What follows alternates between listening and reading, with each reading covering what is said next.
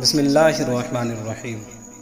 دوستو، آپ سن رہے ہیں راشد رضا وائس شیخ سعدی رحمۃ اللہ علیہ بستان سعدی میں ایک مکار اور ایک عبادت گزار کا خوبصورت واقعہ بیان فرماتے ہیں کہ ایک عبادت گزار کے پاس ایک ادیب مگر فراڈیا آیا اور اپنا رونا یوں رویا، میں بری طرح پھنس گیا ہوں کہ ایک کمینے کی میں نے 10 درہم دینے ہیں، جن کا ایک ٹکا میرے دل پر 10 من کے برابر ہے۔ ساری رات پریشانی میں گزرتی ہے اور سارا دن وہ سائے کی طرح میرے ساتھ رہتا ہے۔ اس نے میرا دل پریشان کرنے کے ساتھ ساتھ میرے گھر کا دروازہ بھی توڑ دیا ہے۔ شاید اللہ نے زندگی میں اس کو صرف یہ 10 درہم ہی دیے ہیں۔ انتہائی کمینہ ہونے کے ساتھ جاہل بھی ہے۔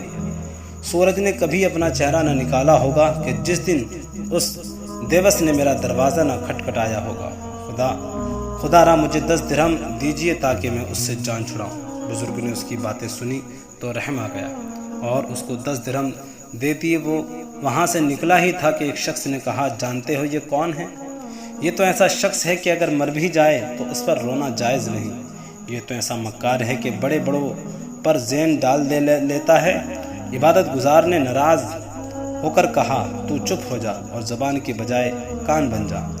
اگر یہ مستحق تھا تو اس کی عزت محفوظ ہو گئی، اور اگر مکار تھا تو پھر بھی مجھے افسوس نہیں، کیونکہ ایسے مکار سے میں محفوظ ہو گیا ہوں۔ اچھے پر خرچ کرنا نیکی ہے اور برے پر خرچ کرنا شرارت سے بچاؤ ہے۔ نیک و بد کی تمیز کے بغیر خرچ کیا جائے، اگر نفع نہیں ہوگا تو اس کے شر سے ضرور بچ جائے گا۔